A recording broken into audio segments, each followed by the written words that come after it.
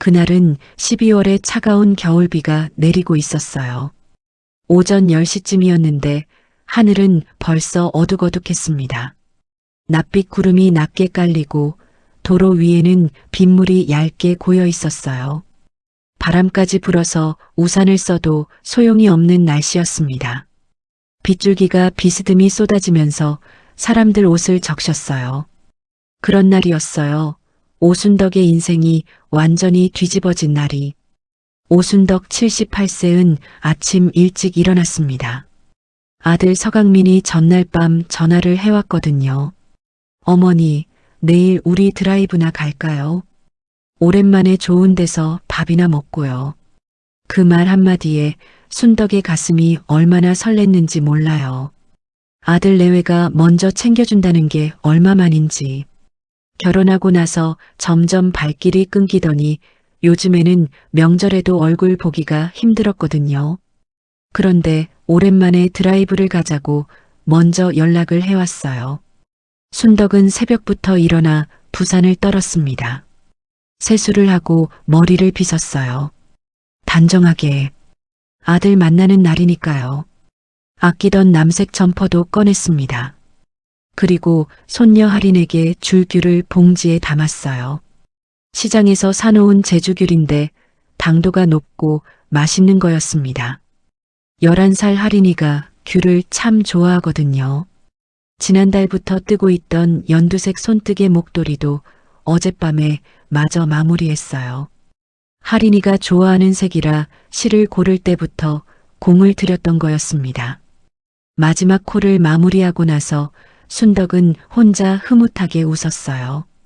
할인이가 좋아하겠지. 그리고 평생 들고 다닌 낡은 가죽 가방도 챙겼습니다.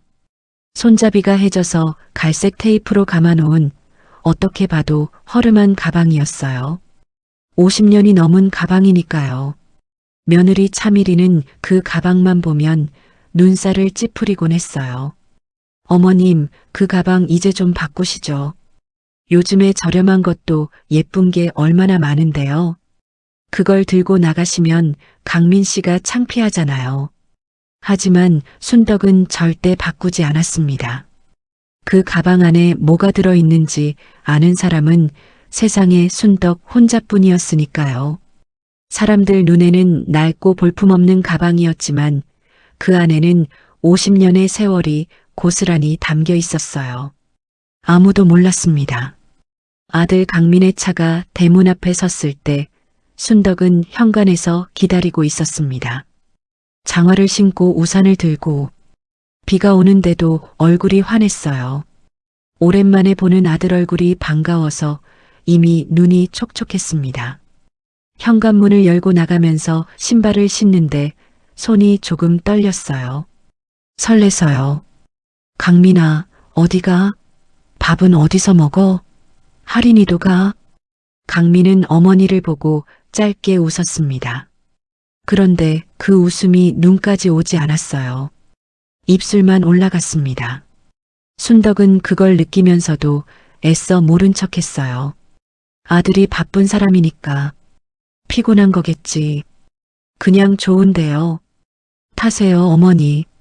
며느리 차미리는 조수석에 앉아 뒤를 한번 돌아봤습니다.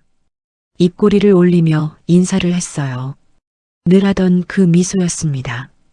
순덕 앞에서 늘 짓는 연습한 것 같은 미소. 어머님, 오랜만이에요. 날씨가 추우니까 따뜻하게 입고 오셨어요? 순덕은 뒷좌석에 앉아 귤봉지를 무릎 위에 올려놓았어요. 목도리도 무릎 위에 놓았습니다. 할인이 학교 끝나고 오면 바로 줘야지. 얼른 줘야지. 그 생각을 하니 입꼬리가 올라갔어요. 할인이는? 오늘 학교야? 네. 어머니, 일단 가면서 얘기해요. 차가 출발했습니다. 빗소리가 차 지붕을 두드렸어요. 순덕은 창밖을 내다봤습니다. 12월의 회색 풍경이 빠르게 지나갔어요. 아파트, 상가, 가로수, 그 익숙한 동네 풍경이 지나가고 낯선 외곽도로가 나타났습니다. 그런데 차가 가는 방향이 점점 이상해졌어요. 도심을 벗어나 외곽도로로 접어들었습니다. 한참을 달려도 식당이 나오지 않았어요.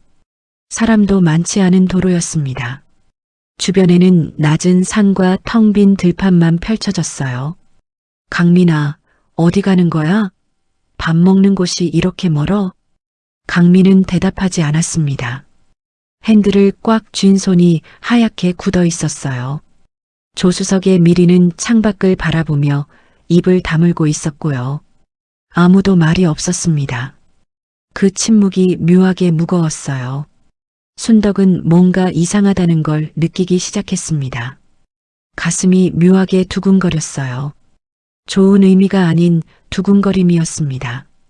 설마 하는 생각이 스쳤지만 애써 지웠어요. 설마 그러겠어. 내 아들인데. 차가 좁은 골목길로 들어서더니 철문 앞에 멈췄습니다. 철문이 천천히 열렸어요. 차가 안으로 들어갔습니다. 넓은 주차장이었어요.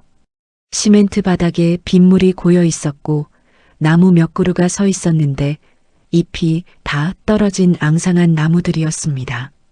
주차장이 넓은데 차가 별로 없었어요. 을씨년스러운 분위기였습니다. 차가 주차를 하는 동안 순덕은 앞쪽 건물을 바라봤어요. 벽돌로 지은 건물이었습니다. 창문에는 커튼이 쳐져 있었고 창문 사이로 흰 형광등 빛이 새어나왔어요. 그리고 건물 입구 위에 초록색 간판이 걸려 있었습니다. 은빛마루 요양원. 순덕은 그 글자를 읽고 나서 한동안 숨을 쉬지 못했습니다. 머릿속이 하얘졌어요. 요양원. 여기가 요양원이에요. 왜 여기에 온 거야? 그 생각이 머릿속을 가득 채웠어요. 강민이 먼저 차에서 내렸습니다. 우산도 펴지 않았어요. 빗속에서 조수석 문을 열어 미리를 꺼내줬습니다. 그리고 뒷문을 열었어요. 내리세요, 어머니. 순덕은 발이 떨어지지 않았습니다. 내리기 싫었던 게 아니에요. 다리에 힘이 들어가지 않았어요. 무릎이 떨렸습니다. 강민아, 이게 어디야? 여기 요양원 아니야. 맞아요. 여기 요양원이에요. 그 말이 얼마나 차갑게 들렸는지 몰라요. 강민은 눈도 마주치지 않았습니다. 그냥 빗속에 서서 어머니가 내리기를 기다렸어요. 비가 강민의 어깨를 적셨지만 그는 움직이지 않았습니다. 미리가 가방에서 서류 봉투를 꺼냈습니다. 두툼한 봉투였어요. 봉투 안에는 서류가 여러 장 있었는데 날짜까지 이미 적혀 있었습니다. 입소 신청서, 동의서, 의사진단서. 순덕 몰래 아주 오래전부터 준비해온 것들이었어요. 미리는 익숙한 손놀림으로 봉투를 들고 요양원 직원에게 다가갔습니다. 아무 일도 없는 것처럼 능숙하게. 여기까지 함께 해주셔서 감사합니다. 잠시 구독과 좋아요를 눌러주시고 지금 이 영상을 보고 계신 곳을 댓글로 적어주세요. 그 자리에 오늘 하루 작은 행운이 조용히 깃들기를 바라며 이야기를 시작합니다. 순덕은 겨우 차에서 내렸습니다. 우산도 없이 빗속에 서서 아들을 바라봤어요. 비가 머리카락을 적셨습니다. 차가운 빗물이 목덜미를 타고 흘러내렸어요. 발이 시렸습니다. 장화를 신었는데도 발바닥이 차가웠어요. 강민아, 엄마가 뭘 잘못했니? 그 말이 빗소리 속에 잠겼습니다. 순덕의 목소리가 떨렸어요. 평생 웬만한 일에는 흔들리지 않던 그녀였는데 그 순간만큼은 목이 막혔습니다. 이 말을 하는데 얼마나 용기가 필요했는지 몰라요. 어머니가 자식한테 나 뭘 잘못했냐고 묻는 게 얼마나 힘든 말인지. 강민은 대답하지 않았어요. 눈을 피했습니다. 순덕은 아들의 눈을 보려고 고개를 낮췄지만 강민은 끝내 어머니와 눈을 마주치지 않았어요. 시선을 주차장 바닥에 두고 있었습니다. 그 외면이 어떤 말보다 더 깊이 박혔어요. 어머니, 여기가 이제 어머니 집이에요. 단 13글자였습니다. 어머니, 여기가 이제 어머니 집이에요. 순덕은 그 말을 듣는 순간 다리에 힘이 완전히 풀려버렸습니다. 주저앉지 않으려고 옆에 서 있는 기둥을 잡았어요. 손가락이 기둥 표면을 긁었습니다. 손톱이 하얗게 됐어요. 가죽 가방이 흔들렸습니다. 미리는 이미 요양원 직원들에게 서류를 건네고 있었어요. 능숙하게 웃는 얼굴로 마치 오랫동안 준비해온 일을 드디어 마무리하는 사람처럼 척척 움직였습니다. 직원에게 이것저것 설명하면서 고개도 끄덕이고 있었어요. 순덕에게는 단 한마디도 설명이 없었습니다. 순덕이 그 자리에 서 있다는 것도 신경 쓰지 않는 것 같았어요. 그러다 미리가 순덕 쪽을 한번 봤어요. 그리고 말했습니다. 처음엔 낯설어도 곧 편해지실 거예요. 어머님, 뒤도 돌아보지 않고 한 말이었어요. 이미 걸음은 차 쪽을 향하고 있었습니다. 순덕을 사람 취급도 안 하는 것 같았어요. 그게 더 상처가 됐습니다. 순덕은 손에 들고 있던 귤봉지와 목도리를 내려다봤습니다. 할인이한테 주려고 챙겨온 것들, 연두색 실끝이 이미 빗물에 젖고 있었어요. 귤봉지도 축축해졌고요. 순덕은 그것들을 가슴에 끌어안았습니다. 직원 2명이 다가왔습니다. 부드럽지만 단호한 손길로 순덕의 팔을 잡고 안으로 안내했어요. 자동문이 열렸습니다. 소독약 냄새가 확 풍겼어요. 코를 찌르는 차가운 냄새였습니다. 형광등이 복도를 밝히고 있었는데 그 하얀 빛이 차갑게 느껴졌어요.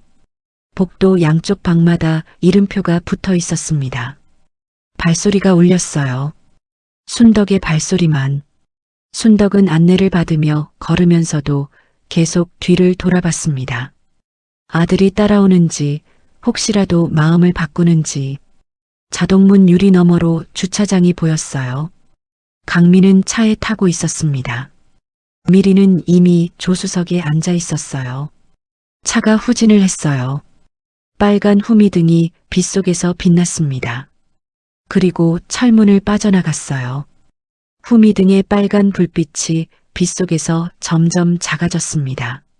순덕은 복도를 걸으면서도 그 빨간 불빛에서 눈을 떼지 못했어요. 그리고 불빛이 사라졌습니다. 이름표가 붙어 있는 방은 복도 끝 1인실이었습니다. 문에 하얀 종이 이름표가 붙어 있었어요. 오순덕. 방은 좁았습니다. 침대 하나, 서랍장 하나, 작은 옷장 하나. 창문은 하나였는데 주차장을 향하고 있었어요. 아까 아들 차가 서 있던 그 자리가 보였습니다. 지금은 빈자리였어요. 빗물만 고여 있었습니다. 순덕은 침대 끝에 앉았어요. 한참 동안 창밖을 바라봤습니다. 아무 말도 하지 않았어요. 귤봉지를 서랍 위에 올려놓고 목도리는 2손으로 꼭 쥐었습니다. 빗소리만 들렸어요. 그 빗소리가 그렇게 클 줄 몰랐습니다. 세상에서 가장 외로운 소리였어요. 눈물은 흘리지 않았습니다. 아직은. 하지만 2손은 멈추지 않고 떨렸어요. 무릎 위에 놓인 목도리가 그 떨림에 흔들렸습니다. 그날 밤 순덕은 잠을 자지 못했어요. 소독약 냄새가 밤새 코를 찔렀습니다. 복도에서는 가끔 신음소리가 들렸어요. 형광등 빛이 문 아래로 새어 들어왔고요. 순덕은 천장을 바라보며 강민의 얼굴을 떠올렸습니다. 그 차가운 말을 되새겼어요. 어머니, 여기가 이제 어머니 집이에요. 어머니, 여기가 이제 어머니 집이에요. 이 말이 귓속에서 반복됐습니다. 새벽 2시쯤이었을까요? 순덕은 침대에서 일어나 가방을 꺼냈습니다. 침대 밑에 숨겨뒀던 거예요. 가방을 열어 수첩을 꺼냈어요. 그리고 한 줄을 적었습니다. 2014년 12월 5일. 강민이가 나를 버렸다. 그 한 줄을 쓰고 나서 순덕은 수첩을 덮었습니다. 그리고 가방을 다시 닫았어요. 눈물이 흘렀습니다. 소리 없이 흘렀어요. 오순덕이 반찬 가게를 시작한 건 29살 때였습니다. 남편 서인호가 갑작스러운 교통사고로 세상을 떠난 지 석 달이 지났을 때였어요. 사고가 난 날을 순덕은 지금도 기억합니다. 아침에 일하러 나간 남편이 점심때 돌아오지 않았고 오후에 경찰서에서 전화가 왔어요. 그 전화를 받는 순간 손에 들고 있던 국자가 바닥으로 떨어졌고 순덕은 부엌 바닥에 그대로 주저앉았습니다. 갓 6살이 된 아들 강민이가 왜 엄마가 바닥에 앉아 있냐고 물었고 순덕은 대답을 못했어요. 어떻게 대답해야 할지 몰랐습니다. 시댁도 없었고 친정도 어려웠습니다. 통장에는 20만 원도 남아있지 않았어요. 순덕은 혼자였습니다. 아무도 없었어요. 장례를 치르고 나서 한 달을 울었습니다. 낮에는 울다가 잠들고 잠에서 깨면 또 울었어요. 강민이가 배고프다고 칭얼댈 때만 일어나서 밥을 지었습니다. 그러다 어느 날 문득 이런 생각이 들었어요. 이러다 강민이마저 잃겠다. 그 생각 하나에 순덕은 벌떡 일어났습니다. 마포 재래시장 한쪽 귀퉁이에 자리를 얻었어요. 가장 구석진 자리였지만 임대료가 제일 쌌습니다. 가게 이름은 순덕 반찬이었어요. 첫날 간판을 달고 혼자 가게 안에 서서 순덕은 한참을 있었습니다. 내가 여기서 강민이를 먹여 살려야 해. 그 다짐 하나였어요. 메뉴는 단순했습니다. 깍두기, 시래기 된장국, 멸치볶음, 콩나물 무침, 계란조림. 기본적인 반찬들이었지만 손맛이 달랐어요. 어릴 때부터 어머니 밑에서 배운 손맛이었습니다. 새벽 4시에 일어나 재료를 손질하고 5시에 가마솥에 불을 지피고 아침 7시에 문을 열었어요. 밤 9시에 문을 닫으면 그때부터는 장부 정리가 기다리고 있었습니다. 하루가 얼마나 긴지 몰랐어요. 그래도 눕는 순간 까무러치듯 잠들었습니다. 강민이는 그 사이에 크고 있었어요. 학교를 파하면 가게로 왔습니다.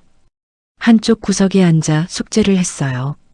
배고프다고 하면 순덕이 무밥을 한 공기 가져다 줬습니다. 시래기 된장국도요. 그게 엄마와 아들의 저녁이었어요. 특별한 것도 없고 화려한 것도 없는 그냥 그 두 사람만의 저녁이었습니다. 힘들었냐고요? 물론 힘들었어요. 손이 트고 발이 부었습니다. 겨울에는 새벽 찬물에 재료를 씻어야 하니까 손가락이 얼어서 감각이 없었어요.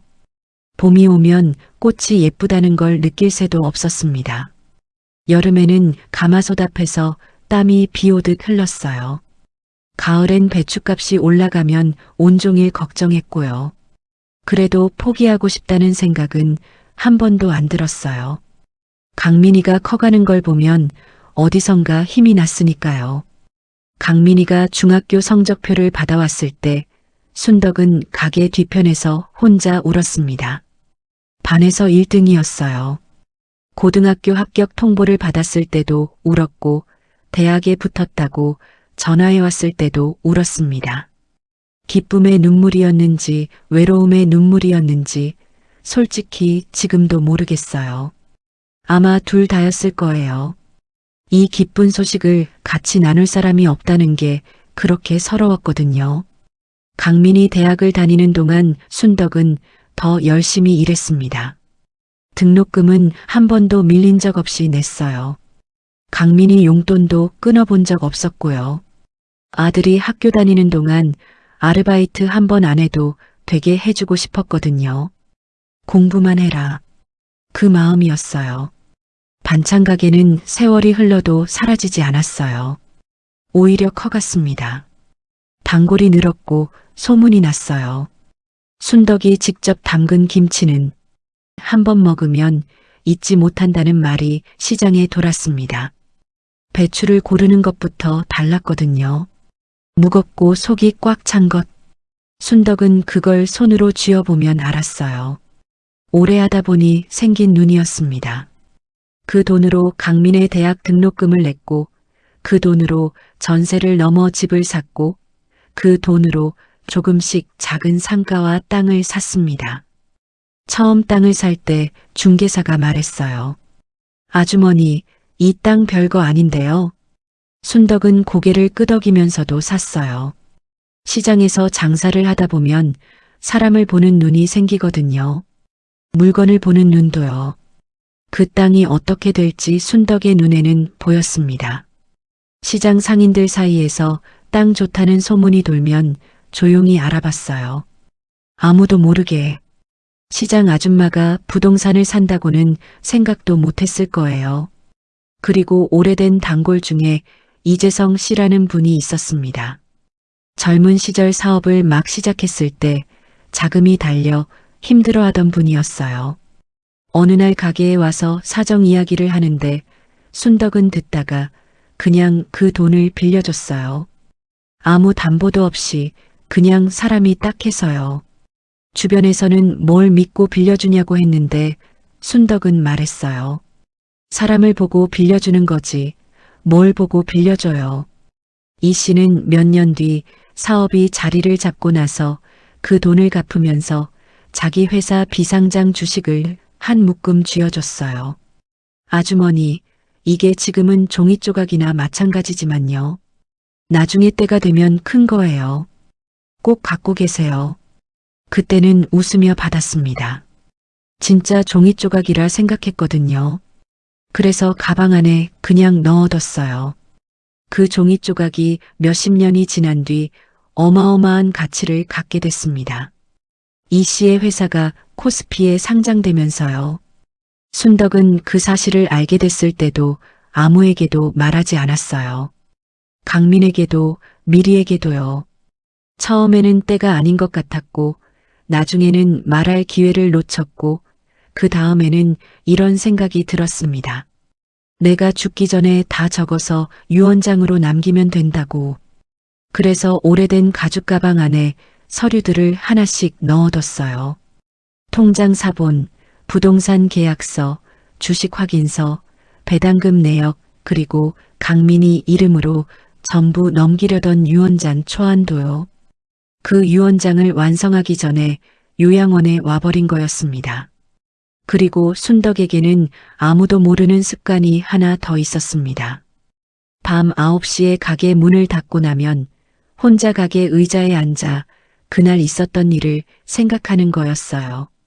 잘한 것, 못한 것, 아쉬운 것, 기쁜 것. 그걸 마음속으로 정리한 다음에 집으로 갔습니다. 그래야 다음날 더 잘할 수 있다고 생각했거든요. 그 습관이 요양원에서도 이어졌어요.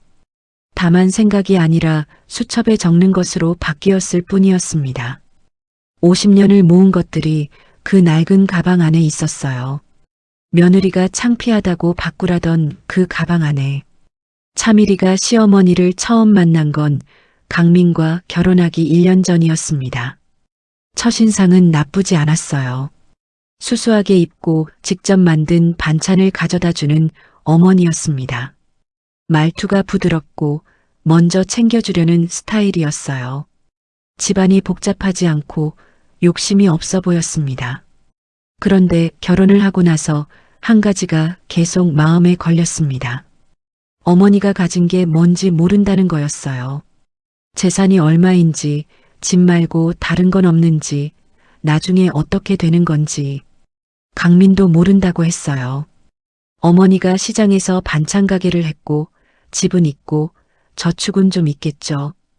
그 정도 대답이었습니다. 미리는 그게 답답했어요. 사람이 7, 80년을 살았으면 뭔가 있을 텐데 그게 뭔지 파악이 안 된다는 게요. 그래서 미리는 조금씩 알아보기 시작했습니다. 명절에 집에 들를 때마다 서랍을 슬쩍 들여다봤어요. 서류 같은 게 보이면 사진을 찍었습니다. 어머니가 통화를 하면 귀를 기울였고 지인들과 하는 이야기에서 재산 관련 단어가 나오면 기억해뒀어요. 그렇게 몇 년을 살다 보니 어느 정도 윤곽이 나왔습니다. 집 한 채, 상가 몇 개, 예금 통장. 그거면 많지는 않지만 적지도 않은 수준이었어요. 그 정도라도 강민 명의로 넘겨두는 게 낫겠다 싶었습니다. 그런데 낡은 가죽 가방이 늘 마음에 걸렸어요.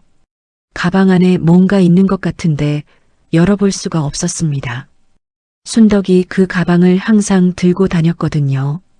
그 즈음 강민의 임원 승진 심사가 시작됐어요. 대기업 임원이 되려면 주변 정리가 필요하다. 미리의 머릿속에는 그 생각이 계속 맴돌았습니다. 시장 출신 시어머니가 임원 모임 자리에 끼어든다면 어떻겠어요? 말은 안 해도 강민도 그걸 의식하고 있는 게 느껴졌어요. 미리는 그 마음을 아주 조금씩 부드럽게 키워줬습니다. 그러던 어느 날 순덕이 부엌에서 냄비를 엎어 발등에 화상을 입었습니다. 큰 사고는 아니었어요. 화상 연고를 바르고 이틀 쉬면 되는 정도였습니다. 그런데 미리는 그걸 놓치지 않았어요. 바로 그날 밤 강민에게 말했어요. 어머니 혼자 계시다가 정말 큰 사고 나면 어떻게 해요? 전문가들이 24시간 돌봐드리는 곳이 낫지 않을까요? 그게 우리가 할 수 있는 최선의 효도 아닌가요? 강민은 처음엔 고개를 저었습니다. 하지만 미리의 방식은 집요했어요. 한 번에 밀어붙이는 게 아니었습니다. 매일 조금씩, 아주 조금씩. 어머니가 위험하다. 우리가 자주 못 가서 죄송하다. 어머니를 위해서 그러는 거다. 그 말을 한 달에 걸쳐 반복했어요. 강민은 결국 고개를 끄덕였습니다. 미리는 그날 밤 요양원에 전화를 걸었습니다. 은빛마루 요양원이었어요. 미리가 혼자 미리 알아본 곳이었습니다. 외진 곳에 있어서 대중교통이 불편하고 면회 절차가 까다롭다는 후기를 본 게 오히려 마음에 들었거든요. 저희 어머님이 요즘 건망증이 좀 심하세요. 치매 초기일 수도 있으니까 들어오시면 잘 살펴봐 주시고요. 외부 연락은 처음엔 적응 기간 동안 제한해 주시는 게 좋을 것 같아요. 가족들이 연락을 해도 어머니가 혼동을 일으키실 수 있거든요. 약도 좀 꼼꼼하게 챙겨주시면 좋겠어요. 그 통화는 녹음이 됐습니다. 미리는 그 사실을 몰랐어요. 미리는 전화를 끊고 나서 입소 서류를 준비하기 시작했습니다. 진단서가 필요했는데 강민 명의로 의원을 찾아가 어머니가 이러저러한 증상이 있다고 설명을 했어요. 의사는 직접 진찰을 해봐야 한다고 했지만 미리는 포기하지 않았습니다.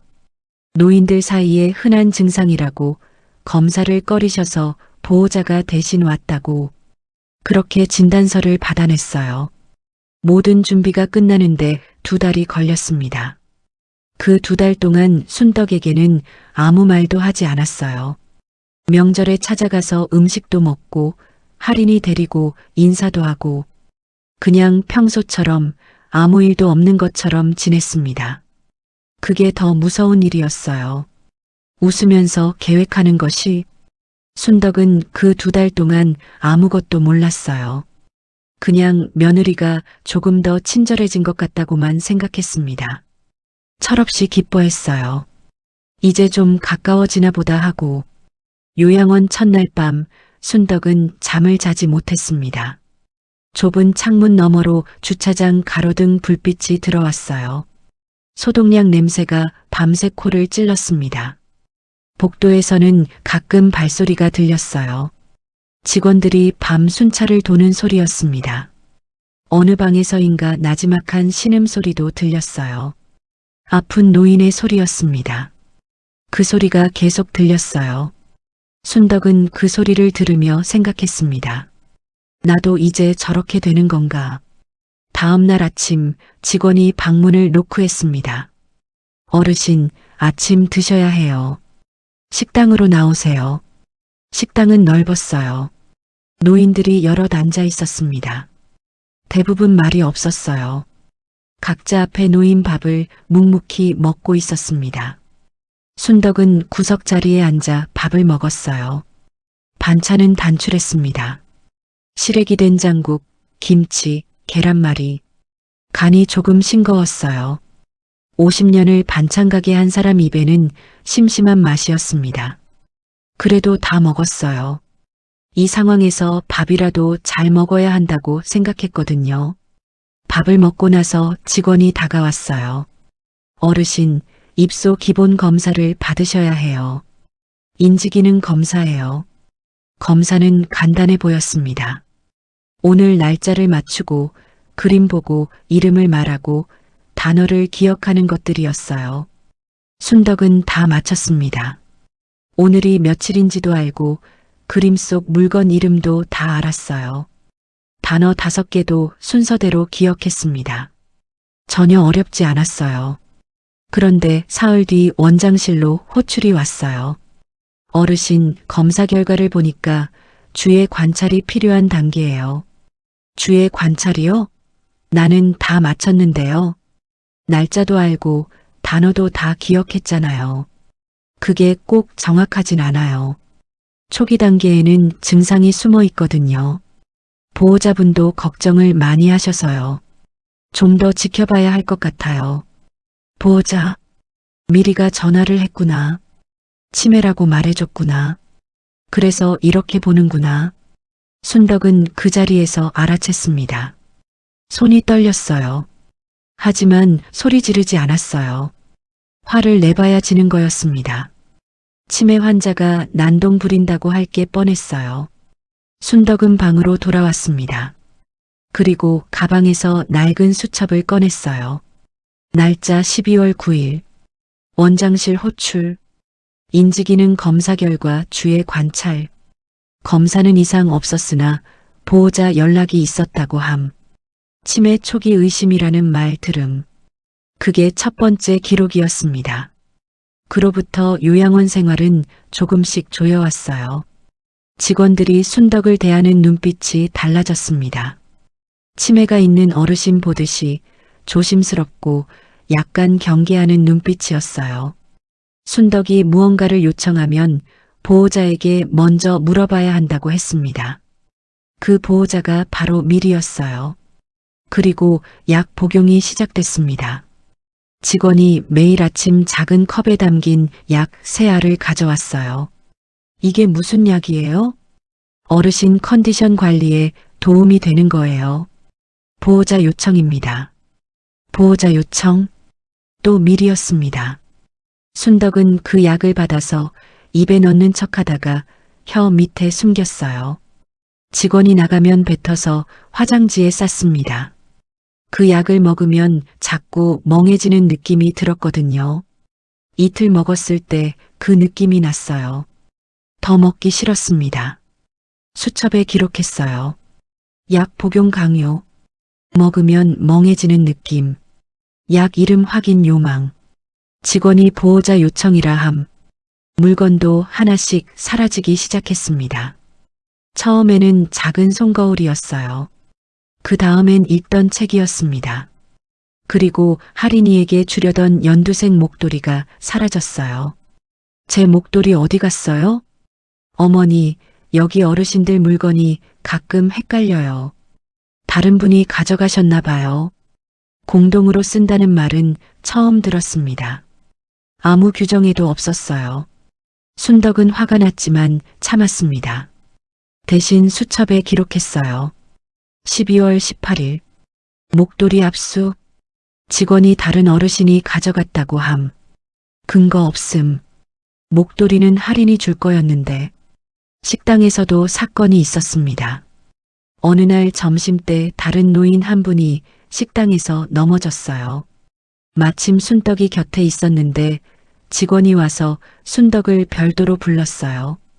혹시 어르신이 그분 옆을 지나가시다가 부딪히신 건 아닌가요? 아니에요.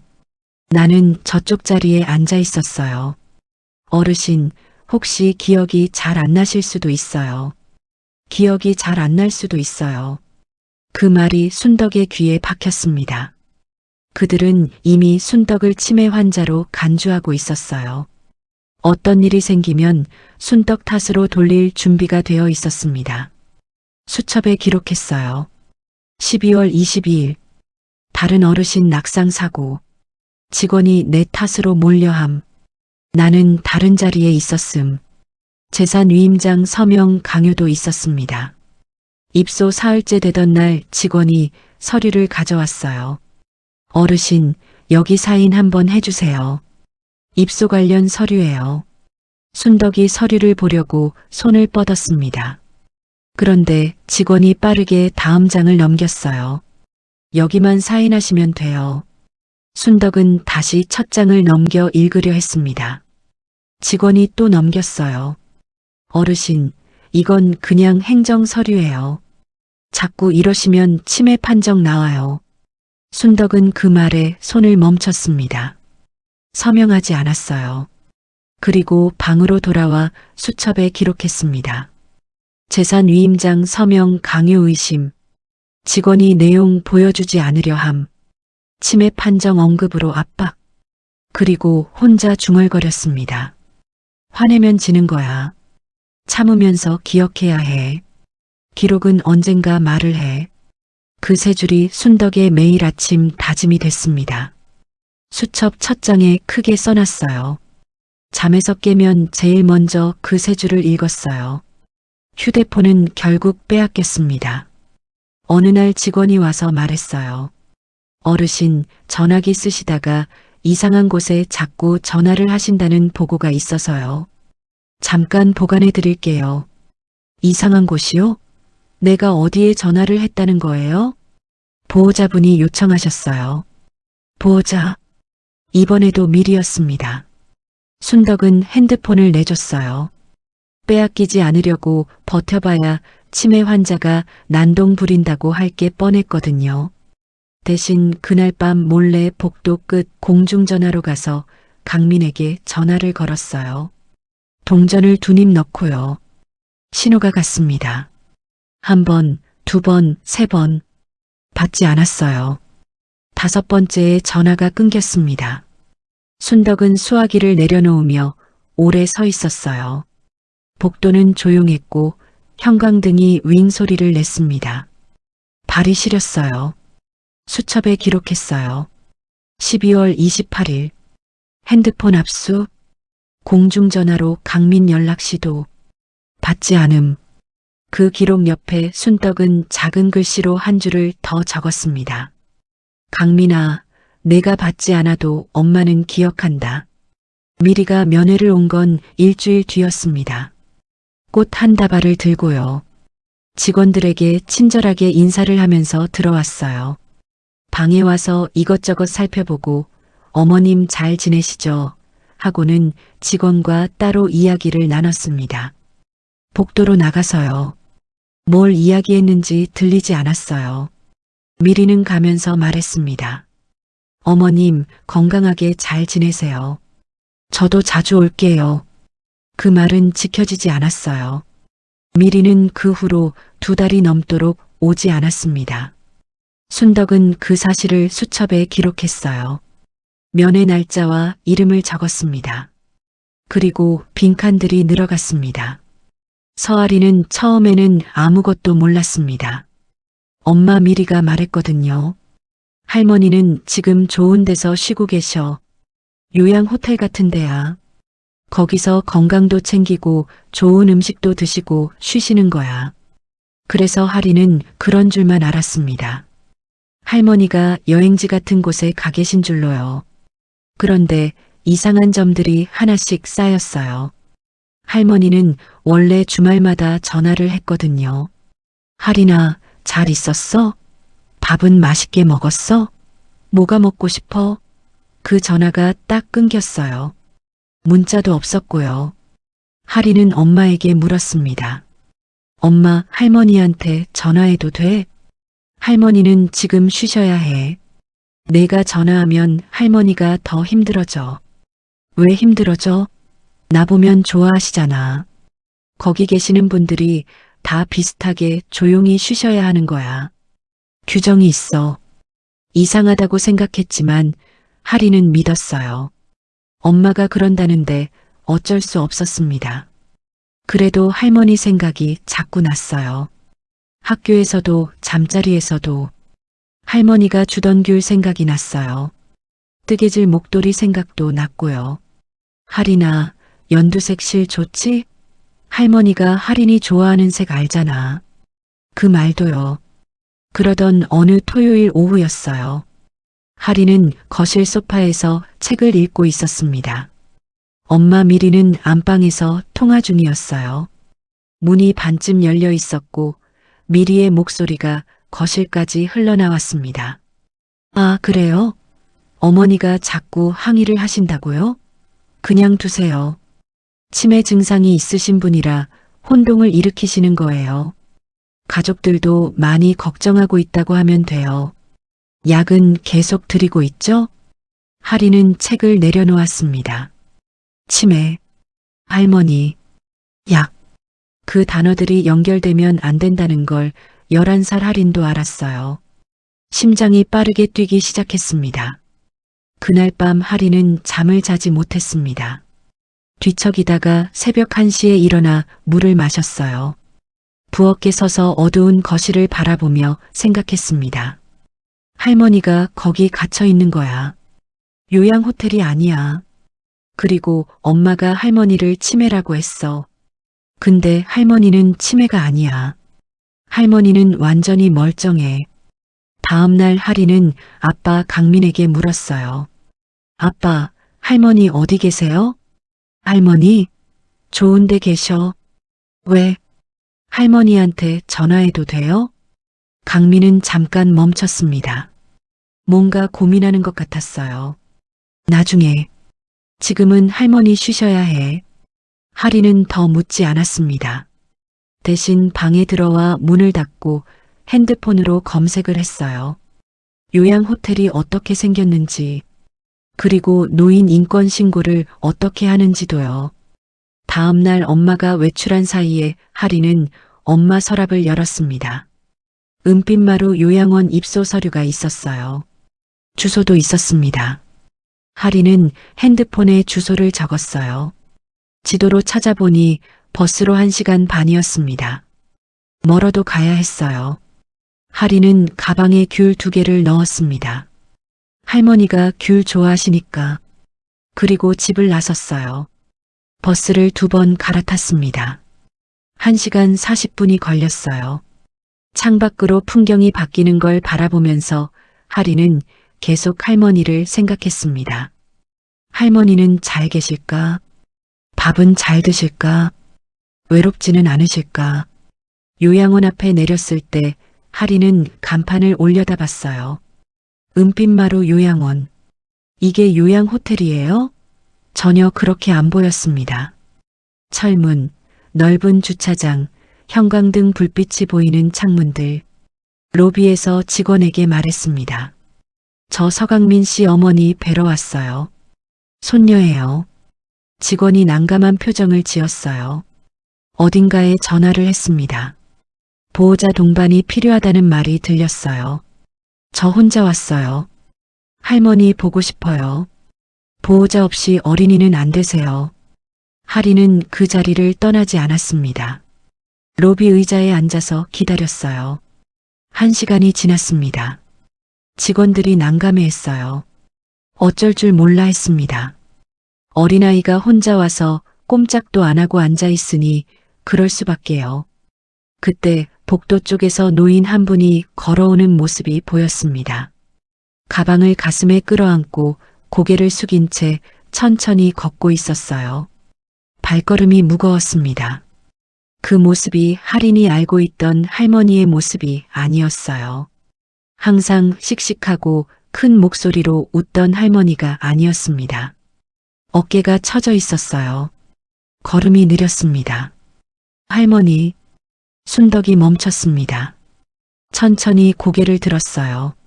로비에 할인이 서 있었어요. 그 순간 순덕의 표정이 완전히 무너졌습니다. 두 사람이 서로에게 달려갔어요. 할인은 할머니 허리를 2팔로 꽉 안았습니다. 순덕은 손녀의 머리를 쓰다듬었어요. 한참 동안 아무 말도 하지 않았습니다. 그냥 안고 있었어요. 직원들은 어쩔 줄 몰라 하며 서 있었습니다. 할인이 먼저 말했어요. 목소리가 이미 떨려 있었습니다. 할머니, 엄마 아빠가 거짓말한 거예요? 순덕은 대답을 못했습니다. 눈물이 흐르고 있었어요. 요양 호텔이 아니잖아요. 할머니가 여기 갇혀 있는 거잖아요. 할머니가 뭘 잘못했어요? 할인의 목소리가 높아졌습니다. 눈물이 뺨을 타고 흘렀어요. 로비에 있던 다른 노인들과 직원들이 모두 쳐다봤습니다. 할머니한테 전화하면 힘들어진다고 했어요. 연락하면 안 된다고 했어요. 근데 할머니는 여기서 혼자 계셨던 거잖아요. 나한테 연락도 못하고 나 보고 싶지도 않으셨어요?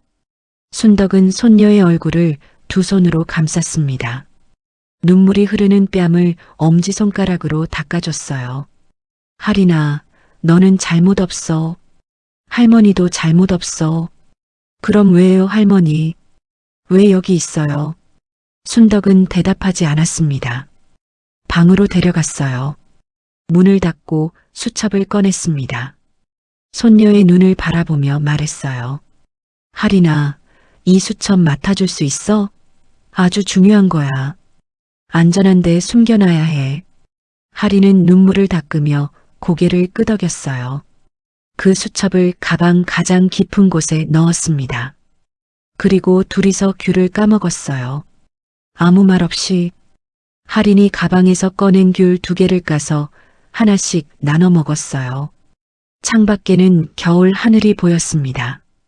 할인은 집으로 돌아가는 버스 안에서 핸드폰을 꺼냈습니다.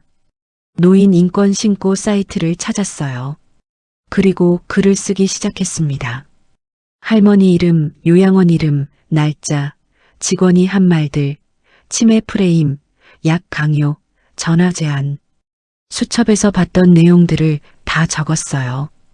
11살짜리가 쓴 신고서였지만 그 내용은 누구보다 구체적이고 조리 있었습니다. 할머니, 기다려. 내가 뭔가 할게. 반드시. 윤재식이 은빛마루 요양원 점검을 나간 건 이른 봄이었습니다. 그는 구청복지과 소속으로 관내 요양시설 정기점검을 담당하고 있었어요. 이번엔 정기점검이 아니었습니다. 민원이 접수됐거든요. 특정 입소 어르신에 대한 면회 제한, 전화 사용 제한, 치매 진단 압박, 약물 과다 복용 의심. 내용이 꽤 구체적인 민원이었어요. 담당자가 보고서를 올릴 정도로 조리 있는 내용이었습니다. 그 민원을 올린 사람은 할인이었습니다. 학교 컴퓨터 시간에 노인 인권 신고 사이트를 찾아서 글을 올린 거였어요. 이름, 날짜, 직원이 한 말, 약 이름, 수첩에 적어둔 기록. 11살짜리 초등학생이 쓴 글이라고는 믿기 어려울 만큼 구체적이었습니다. 윤재식은 점검 서류를 들고 요양원에 들어갔습니다. 원장과 면담을 하고 시설 상태를 확인하고 입소자 목록을 살펴봤어요. 그리고 복도 끝 1인실 앞에서 발걸음이 멈췄습니다. 문에 붙어있는 이름표를 봤어요. 오순덕. 그 이름을 읽는 순간 윤재식의 가슴이 철렁 내려앉았습니다. 설마 22살 때 일을 떠올렸어요. 대학을 중퇴하고 아무것도 할 수 없었던 시절, 시장에서 그릇 나르는 일을 했을 때였어요. 밥도 제대로 못 먹고 고시원에서 자고 내일이 없는 것 같았던 그 시절. 그때 매일 아침 밥을 먹여준 사람이 순덕이었습니다. 돈도 안 받고요. 나중에 좀 살만해지면 갚아도 된다고. 제시가 밥 먹어야 공부되지. 어서 앉아. 그 말 한마디였어요. 그 아침 밥 한 그릇이 윤재식을 살렸습니다. 공무원 시험을 준비할 용기를 줬어요. 그리고 지금 여기 있는 거고요. 윤재식은 문을 노크했습니다. 어르신, 구청 복지과에서 나왔습니다. 잠깐 면담 가능하세요? 문이 열렸습니다. 순덕이 나왔어요. 살이 빠졌고 눈밑이 거무스레했지만 눈빛만큼은 살아있었습니다. 총기 있는 눈빛. 치매 노인의 눈이 아니었어요. 구청에서 오셨어요? 네, 어르신. 저 윤재식입니다. 혹시 마포시장 순덕 반찬 아시나요? 순덕이 잠시 그를 들여다봤습니다. 그리고 천천히 말했어요. 제식이? 그를 나르던 제식이? 네, 아주머니. 접니다. 순덕은 한참 동안 아무 말이 없었습니다. 그러다 갑자기 눈에 눈물이 고였어요. 이 세상에서 자기를 알아보는 사람이 있다는 사실 하나에, 그것도 이 낯선 곳에서, 그게 그렇게 반가웠나 봐요. 몇 달 만에 처음으로 반가운 얼굴을 봤습니다. 순덕은 입술을 꾹 눌렀지만 눈물은 막을 수 없었어요. 들어와요. 방 안에 앉아서 순덕은 가방을 열었습니다. 수첩을 꺼냈어요. 입소 첫날부터 그날까지 빼곡하게 적힌 기록들이었습니다. 날짜, 시간, 직원 이름, 발언 내용, 약 이름, 서류 요구 내역. 윤재식은 그것을 들여다보다가 눈물이 날 뻔했어요. 이거 다 직접 적으신 거예요? 기록은 언젠가 말을 한다고 했거든요. 윤재식은 수첩을 내려놓으며 말했습니다. 아주머니, 제가 뭘 해드리면 돼요? 순덕은 가방을 한번 바라봤어요. 그리고 말했습니다. 아직 때가 아니에요. 조금만 기다려요. 나한테 준비한 게 있거든요. 윤재식은 고개를 끄덕였습니다. 그리고 속으로 결심했어요. 이 아주머니를 반드시 내보내겠다고. 그리고 은혜를 갚을 기회가 생겼다고 생각했습니다. 윤재식은 구청으로 돌아가 점검 보고서를 작성했습니다. 은빛마루 요양원에 대한 정식 조사가 시작됐어요. 면회 제한의 법적 근거, 약물 처방 적정성, 입소자 동의 없는 외부 연락 차단 여부, 하나씩 들여다보기 시작했습니다. 그러는 동안 순덕은 조용히 준비를 마쳤어요. 낡은 가죽 가방 안에는 50년의 세월이 담겨 있었습니다. 첫 번째 서류 묶음에는 반찬가게 시절부터 써온 장부들이 있었어요. 낡고 너덜너덜한 것들이었지만 숫자 하나 틀린 게 없었습니다. 새벽마다 재료값을 적고 하루 매출을 정리하고 한 달에 한 번 통장 잔고를 확인했던 흔적들. 강민이 학원 보낸 돈, 대학 등록금 낸 돈, 결혼식에 보탠 돈. 그게 다 거기에 있었어요. 흑백 숫자들이지만 그 숫자 하나하나에 새벽 찬물에 손을 씻던 기억이 들어 있었습니다. 두 번째 서류 묶음에는 부동산 계약서들이 있었어요. 조금씩, 아주 조금씩 사모은 상가와 땅의 계약서들이었습니다. 어떤 것은 20년이 넘은 것도 있었어요. 시장에서 장사를 하다 보면 사람을 보는 눈이 생기는데 땅을 보는 눈도 비슷하게 생겼습니다.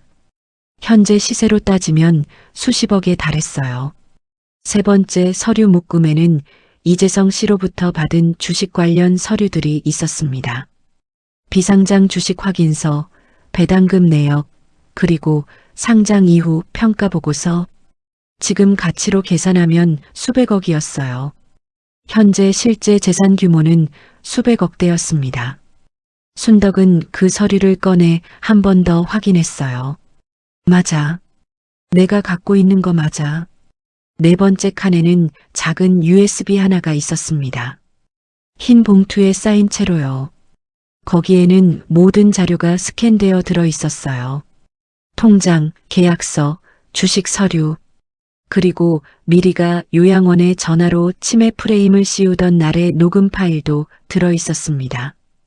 요양원 직원 한 명이 그 통화를 몰래 녹음해 두었거든요. 직원도 내심 불편하다고 생각하던 짓이었어요. 그 직원이 윤재식 조사 과정에서 그 파일을 넘겼습니다. 요양원 CCTV에도 여러 장면이 찍혀 있었어요. 직원이 서류를 들고 와서 순덕에게 서명을 요청하는 장면, 순덕이 내용을 보려 하자 빠르게 넘기며 여기만 사인하시면 돼요라고 말하는 장면, 그리고 순덕이 손녀 목도리를 끌어안고 창밖을 바라보는 장면, 아무도 없는 방에서 혼자 앉아있는 그 장면. 윤재식이 그 자료들을 하나씩 가져다 줬습니다. 5번째 서류는 새로 쓴 유언장이었어요. 원래는 강민에게 다 넘기려 했습니다. 그게 순덕의 평생 계획이었으니까요. 아들이 있는 한다 아들 거야. 그 마음으로 50년을 살아왔어요. 하지만 요양원에서 혼자 보낸 밤들이 순덕의 마음을 바꿔놓았습니다. 첫 번째 밤, 두 번째 밤, 10번째 밤, 20번째 밤. 그 밤들이 순덕에게 가르쳐 준 게 있었어요. 아들은 어머니를 버렸습니다. 그 사실 하나로 모든 것이 달라졌어요. 아들을 미워해서가 아니었어요. 서운함 때문도 아니었어요. 그냥 알게 된 거였습니다. 이 재산이 어디로 가야 하는지를. 순덕은 새 유언장에 이렇게 적었습니다. 손녀 서아린 교육신탁 30%, 노인인권재단 설립기금 30%, 학대 피해 노인 지원기금 20%, 시장 상인 자녀 장학금 10%, 구청 복지과 발전기금 10%, 서강민과 차미리에게는 단 한 푼도 없었습니다. 순덕은 유언장을 접어 가방에 넣었어요. 그리고 날짜를 확인했습니다. 강민의 임원 승진 발표 행사가 나흘 뒤였어요. 장소는 강남의 고급 호텔이었습니다. 때가 됐구나. 순덕은 조용히 웃었어요. 50년을 시장에서 단련된 사람의 웃음이었습니다. 두려움이 없는 웃음이었어요. 이제 잃을 것도 없는 사람의 웃음이었습니다. 그날 호텔 연회장은 화려했습니다. 천장에 달린 샹들리에에서 빛이 쏟아졌어요. 테이블마다 흰 장미와 안개꽃이 꽂혀 있었고 드레스 코드에 맞게 차려입은 사람들이 가득했습니다. 회사 임원들, 거래처 대표들, 경제부 기자 2명. 샴페인 잔을 부딪히는 소리가 들렸어요. 웃음소리도 들렸습니다. 행사 전 분위기가 무르익어 가고 있었어요. 차미리는 그날 검은 명품 정장을 입었습니다. 머리를 올려 묶었고 진주 귀걸이를 달았어요. 아는 사람들에게 인사를 하며 돌아다녔습니다. 누군가 어머니 근황을 물으면 이렇게 답했어요. 저희 어머님은 좋은 곳에서 편히 쉬고 계세요. 건강도 많이 좋아지셨고 제가 얼마나 신경을 쓰는지 몰라요. 웃으면서 하는 말이었습니다. 아주 자연스럽게 수십 번 연습한 말처럼. 강민은 무대 근처에 서 있었어요. 승진 발표가 곧 있을 것이었습니다. 가슴이 두근거렸어요. 인생의 정점이라고 느꼈습니다. 지금까지 달려온 모든 것이 오늘 이 순간을 위한 것이었다고 생각했어요. 어머니를 요양원에 보낸 것도, 전화를 받지 않은 것도 다 이 자리를 위한 것이었다고. 사회자가 마이크 앞에 섰습니다. 자, 오늘의 주인공을 소개하겠습니다. 이번 인사에서 새롭게 이사로 선임되신 그 순간이었습니다. 행사장 뒤쪽에 대형 스크린이 켜졌어요. 영상이 흘러나왔습니다. 첫 번째 장면은 요양원 CCTV였어요. 좁은 1인실, 겨울 저녁, 순덕이 침대 끝에 앉아 연두색 목도리를 두 손으로 꼭 쥐고 있었습니다. 창밖에는 주차장 가로등 불빛만 보였어요. 순덕은 아무것도 하지 않았습니다. 그냥 앉아 있었어요. 그 장면이 20초가량 이어졌습니다. 아무 말도 없는 그 20초가 어떤 말보다도 무거웠어요. 행사장이 조용해지기 시작했습니다. 두 번째 장면은 녹음 파일이었습니다. 스피커에서 목소리가 흘러나왔어요. 저희 어머님이 요즘 건망증이 좀 심하세요. 치매 초기일 수도 있으니까 잘 살펴봐 주시고요. 외부 연락은 처음엔 적응 기간 동안 제한해 주시는 게 좋을 것 같아요. 약은 계속 드리고 있죠? 차미리의 목소리였습니다. 행사장에서 그 목소리를 알아보는 사람이 있었어요.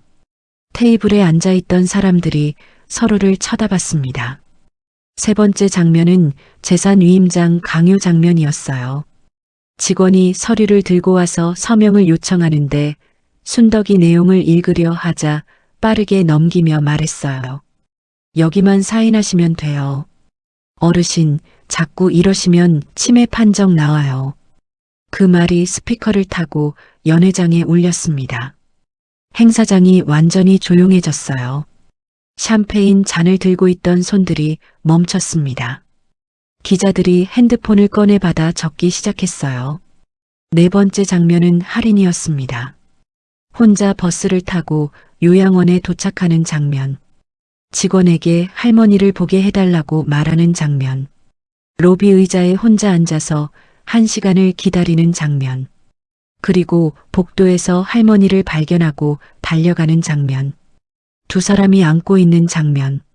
그 장면에서 누군가 훌쩍이는 소리가 들렸습니다. 연회장 어딘가에서요. 기자 한 명이 눈물을 닦는 모습도 보였습니다. 미리의 얼굴이 굳어 있었습니다. 강민은 무대 옆에 선 채로 한 발짝도 움직이지 못하고 있었어요. 두 사람을 보는 시선들이 날카로워졌습니다. 그때 연회장 뒤쪽 문이 열렸어요. 오순덕이 걸어 들어왔습니다. 낡은 가죽 가방을 손에 들고 머리를 단정하게 빗은 채로 꽃무늬 저고리를 입었어요. 50년 전 반찬 가게를 처음 열던 날 입었던 그 저고리였습니다. 몸에 살이 빠져서 조금 헐렁했지만 자세는 흔들리지 않았어요. 순덕은 천천히 무대 쪽으로 걸었습니다. 아무도 막지 않았어요. 막을 수가 없었습니다. 순덕이 마이크 앞에 섰습니다. 행사장이 완전히 침묵했어요. 순덕은 아들을 봤습니다. 강민은 어머니를 바라봤어요. 5개월 만이었습니다. 어머니 얼굴이 야위어 있었어요. 눈 밑에 거무스레한 게 생겼고 살이 빠진 게 역력했어요. 강민은 그 순간 처음으로 자신이 무슨 짓을 했는지 실감했습니다. 가슴이 내려앉았어요. 순덕이 말했습니다. 목소리는 흔들리지 않았어요. 저는 78년을 살았어요. 반찬 가게 하면서 이 아이 공부시키고 결혼시키고 손녀까지 챙기며 살았습니다. 남들이 저를 보면 가난한 시장 아줌마라고 했겠죠. 저도 그냥 그런 줄 알고 살았어요. 잠깐 멈췄습니다. 연회장 누군가의 숨소리가 들렸어요. 그런데 제 아들은 저를 버렸어요. 어디가 아파서도 아니고 나쁜 짓을 해서도 아니에요. 그냥 귀찮아서요. 출세에 방해가 된다고. 그래서 치매 노인으로 만들고 가둬두려 했어요. 사람들 사이에서 술렁임이 일었습니다. 그동안 제가 기록을 했습니다. 요양원에서 당한 것들을, 날짜와 시간과 이름을. 기록은 언젠가 말을 하거든요. 그리고 가방을 열었어요. 유언장을 꺼냈습니다. 나는 내 아들에게 전부 주려고 했습니다. 50년을 모은 것들을. 하지만 내 아들은 나를 버렸습니다. 그래서 바꿨어요. 유언장의 내용을 읽어 내려갔습니다. 손녀 할인의 교육 신탁, 노인 인권재단, 학대 피해 노인 지원, 시장 상인 자녀 장학금. 서강민과 차미리에게 남길 것은 없습니다. 행사장이 다시 술렁였어요. 기자들이 셔터를 눌렀습니다. 임원들이 강민을 바라봤어요. 강민은 그 시선들 사이에서 아무 말도 하지 못했습니다. 미리가 먼저 움직였습니다. 무대 쪽으로 걸어갔어요. 주변 시선을 다 받으면서요. 명품 정장이. 연회장 대리석 바닥에 닿는 소리가 작게 들렸습니다. 그리고 순덕 앞에 무릎을 꿇었어요. 명품 정장 바지가 차가운 바닥에 닿았습니다. 어머님, 제가 잘못했어요. 정말 잘못했습니다. 한 번만 용서해 주세요. 목소리가 떨렸고 눈물도 흘렀습니다. 주변 사람들 중에는 그 눈물을 보고 마음이 움직인 사람도 있었을 거예요. 하지만 오순덕은 그 눈물의 온도를 알았습니다. 평생 시장에서 사람을 봐온 눈이었어요. 저 눈물은 진심이 아니야. 저 눈물은 지금 이 자리에서 살아남으려는 눈물이야. 계산된 눈물이야. 강민도 다가왔어요. 어머니 앞에 섰습니다. 무릎을 꿇지는 않았지만 목이 메었어요. 엄마, 내가 미쳤었어. 진짜로. 내가 무슨 짓을 한 건지. 한 번만 봐줘, 엄마. 순덕은 아들의 눈을 봤습니다. 눈물이 있었어요. 이건 진심인가? 정말로 후회하는 건가? 알 수 없었어요. 알 수 없었지만 그것도 지금은 중요하지 않았습니다. 중요한 건 이미 일어난 일이었어요. 순덕은 마이크를 잡고 조용히 말했습니다. 너희가 나를 버린 날 나는 이미 너희를 마음에서 보냈다. 미리가 더 크게 울었습니다. 어머님, 순덕은 미리를 내려다봤어요. 명품 정장 무릎에 먼지가 앉아 있었습니다. 그 모습이 어쩐지 낯설지 않았어요. 요양원에서 직원들한테 이리저리 치이던 자기 모습이랑 겹쳐 보였습니다. 늙은 부모는 버려도 되는 짐이 아니야. 순덕의 목소리가 연회장에 울렸어요. 자식이 부모를 버리는 순간 자식도 부모에게서 버림받는 거다. 행사장에서 박수가 터졌습니다. 어디선가 시작된 박수가 번졌어요. 샴페인을 들고 있던 사람, 기자, 임원들, 호텔 직원들까지 박수 소리가 연회장을 가득 채웠어요. 강민은 그 박수 소리를 들으며 바닥을 봤습니다. 이 자리가 자신의 인생 정점이 될 줄 알았는데 이 자리가 자신이 한 일의 결말이 되고 말았어요. 강민의 임원 승진은 보류됐습니다. 회사에서 내부 감사가 시작됐어요. 행사 당일 공개된 내용이 회사 이미지에 영향을 줬다는 판단이었습니다. 거기에 더해 요양원에서 어머니 명의 재산에 대한 위임장 서명을 강요한 정황이 법적으로도 문제가 될 수 있다는 게 밝혀졌어요. 강민은 결국 임원 심사에서 탈락했습니다. 사내 징계 절차도 시작됐어요. 이런 일이 알려지고 나니 회사 측에서도 더 이상 임원으로 올리기 어렵다는 결론이 났습니다. 행사 영상이 SNS에 퍼지면서 댓글이 수만 개 달렸습니다.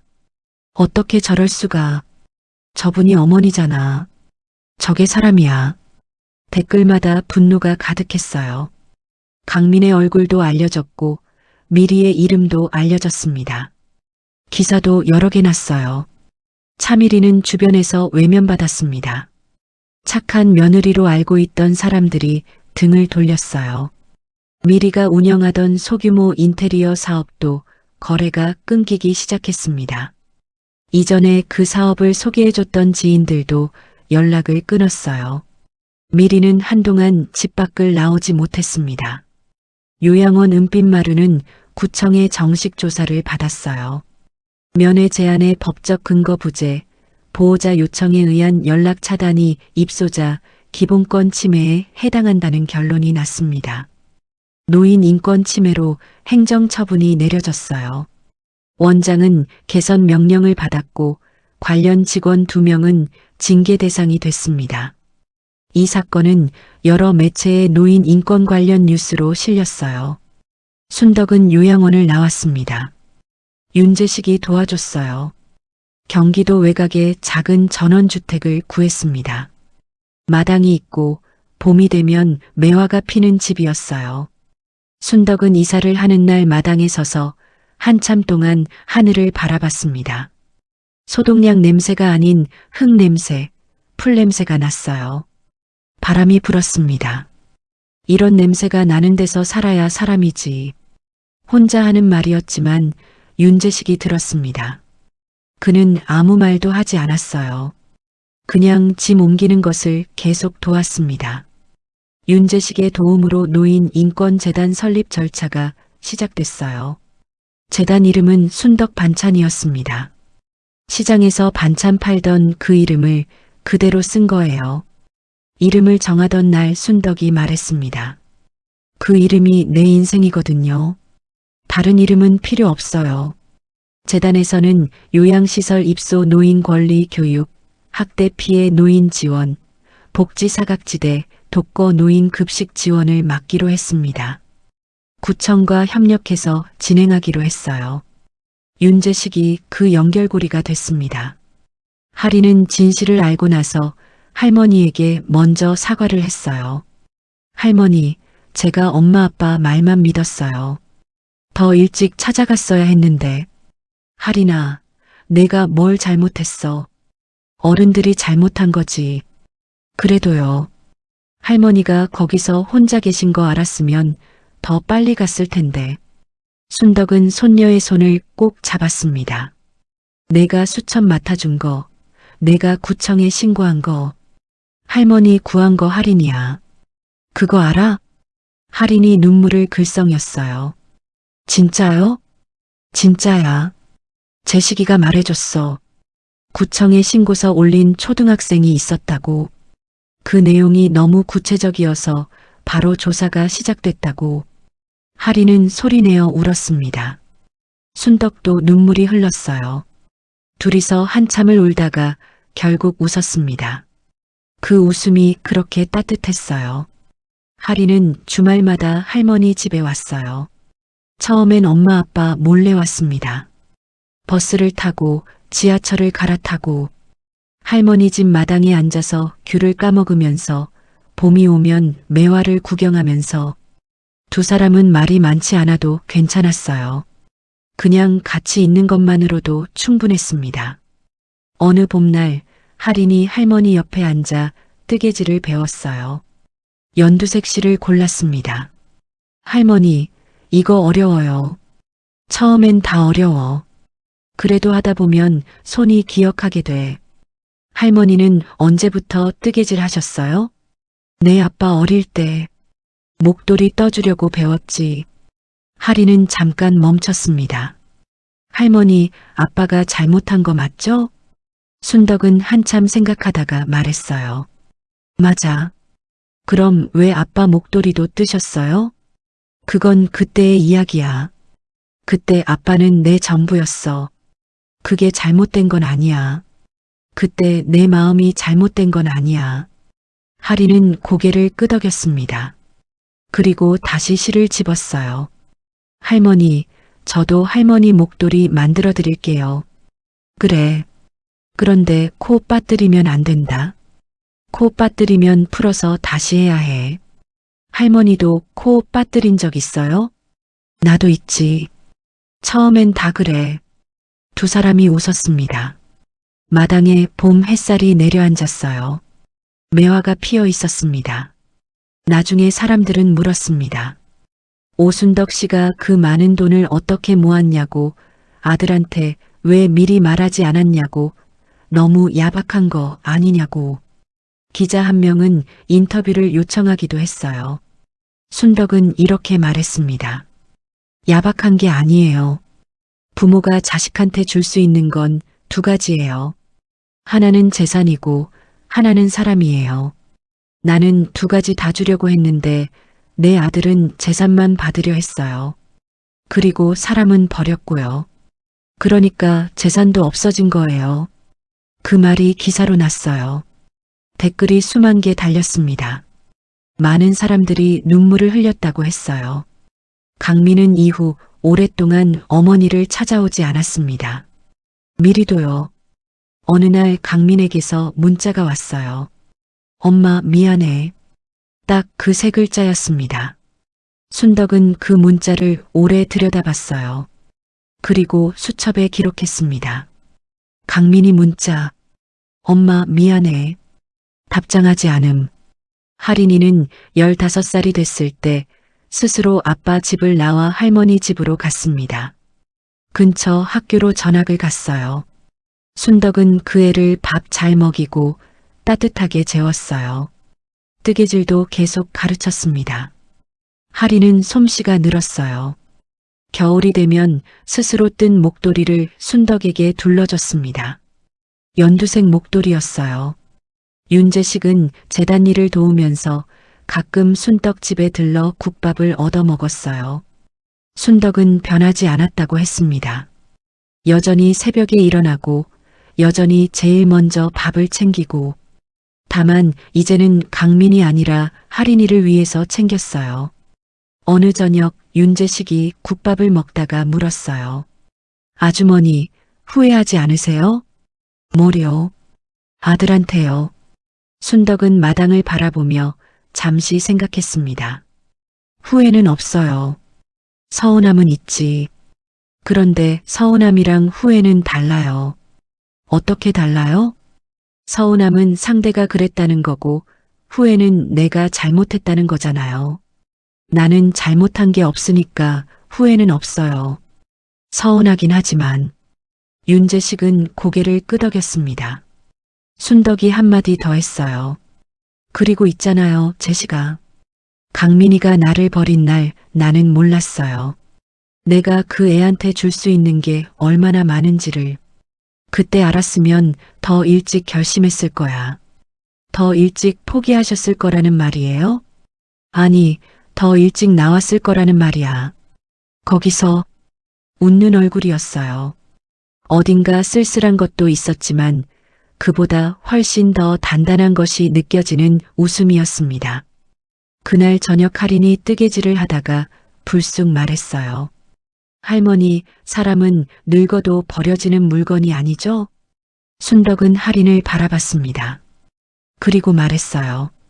그럼 사람은 늙어도 버려지는 물건이 아니란다.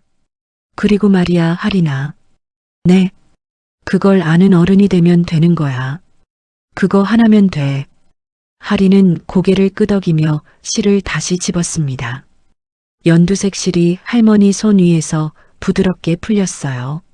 마당에 저녁 햇살이 넓게 깔렸습니다. 매화나무 그림자가 길게 늘어졌어요. 순덕은 마루 끝에 앉아 그 그림자를 바라봤습니다. 빗속에서 아들 차의 빨간 후미등이 사라지던 그날이 생각났어요. 그리고 그보다 더 오래전 혼자 가게 문을 열던 29살의 자신도 떠올랐습니다. 그 모든 날들이 지나서 지금 이 자리가 왔어요. 나쁘지 않았습니다.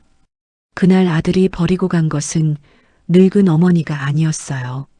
자기 인생에서 가장 큰 복을 그 사람 스스로 발로 차버린 것이었습니다. 이 이야기가 마음에 남았다면 구독과 좋아요를 눌러주시고 행운이라고 댓글을 남겨주세요. 여러분이 계신 곳에 따뜻한 일이 조용히 찾아가길 바랍니다.